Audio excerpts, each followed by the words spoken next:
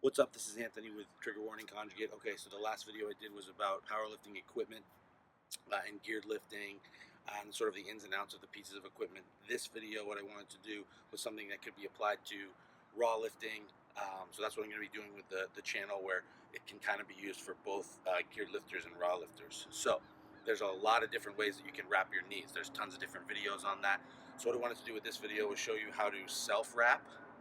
And then also, I brought along my friend Brian Hill, and he made a couple videos on how he wraps for a raw lifter and how he wraps for an equipped lifter, and the differences between those two things. So there's no real right or wrong ways. There's some do's and don'ts, but there's a lot of it is what you like for yourself personally, and you kind of have to do some trial and error.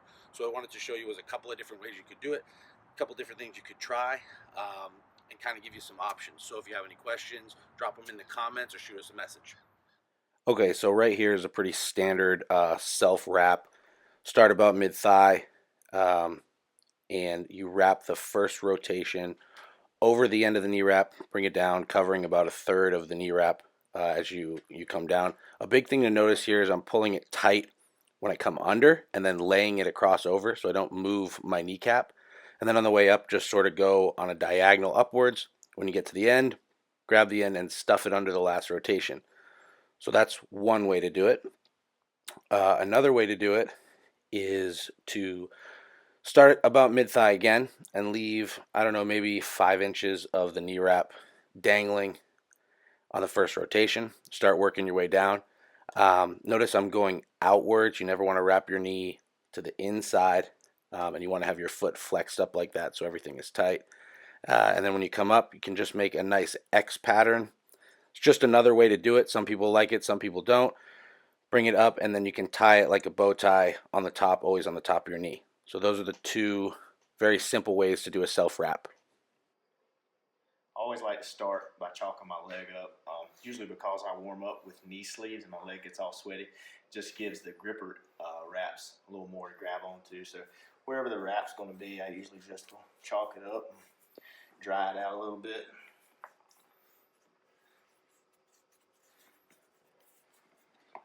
Usually that's enough.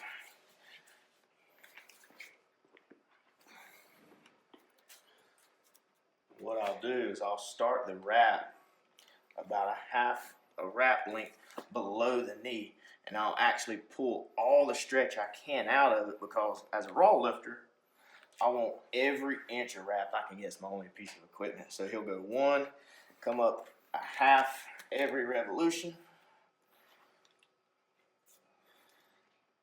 There we go. And we're literally pulling as much of the stretch out of the wrap as we can. So that's 4.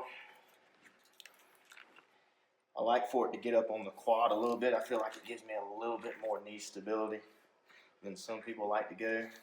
So that's 6 revolutions there. Now what I'll do is come down across the knee, and before he does that, I'll actually lock my knee into place, and it'll pull the kneecap kind of down and over. And as he comes up, that pretty much solidifies that. So the X. Now he'll come around, and depending on the weight selection and attempt I'm on, I'll go, that's +1. He'll come around, +2. Come around again, +3. Come around again, +4. And so this will be like an opening attempt. +5, that'll be like a second attempt. And +6, of course, will be like my third attempt, PR set. And what I'll do, I always like this tag end up here on the top of my knee, so it gives the appearance of a little better depth when I'm in the bottom of the squat. So anyway, this will be real time.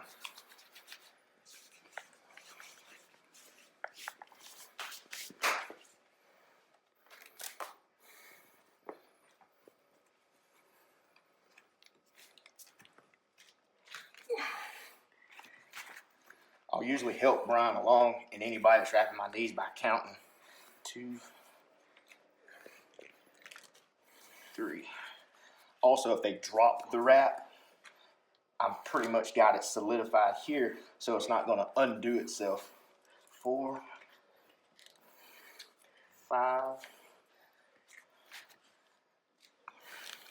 6. This is where we'll come down across the knee.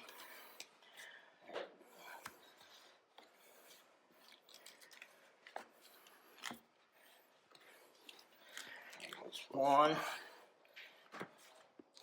2, 3,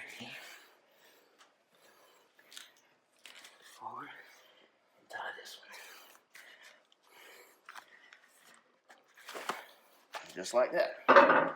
Now we help him up. He'll waddle to the bar. Get him centered under there. Yeah.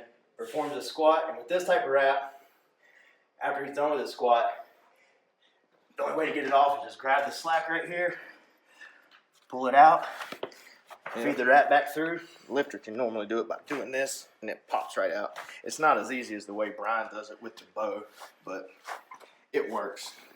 I need way more wrap than he does. So that's how we use the 3-meter Inzer gripper wraps for a raw squat. All right, this is how we wrap for a multiply squat. As opposed to the raw wrap, I don't like a whole bunch of material behind my knee or in front of my knee, because then that cues me to drive my knees into the wrap. And in the multiply gear, that's the last thing you want. You want to be sitting back and spreading into all the gear that's around your hips.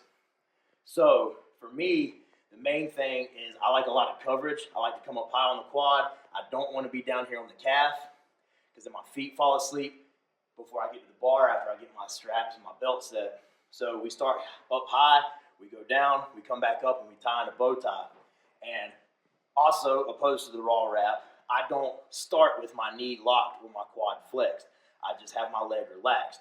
Again, because once I get under the bar, if the knee is locked and wrapped tight in that position, when you go to squeeze the bar out of the rack with the tight arch and your hips behind you, the wrap has a tendency to lock your legs, and then you have to fight to break at the knees again in order to sit back. So here's how we wrap for me for like a big 1,000-pound plus squat.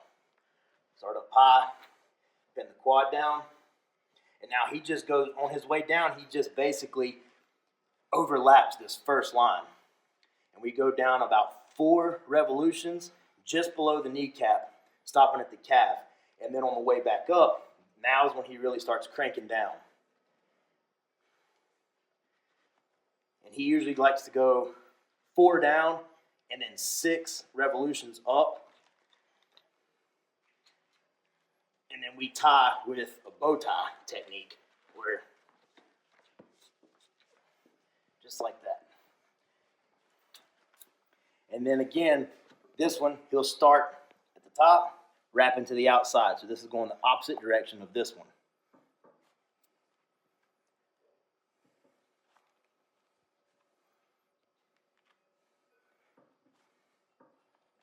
And it's a good idea to help the guy that's wrapping to just place your hand on every revolution that he just made to help hold it in place in case something happens and his hand were to slip and he drops the wrap. That way your wrap doesn't come undone.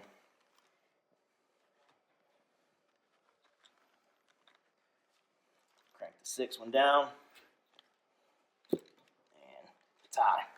And now from here, me being a geared lifter, I don't get to put my belt on and walk up to the bar. I have to turn around. He sets my straps. We put the belt on.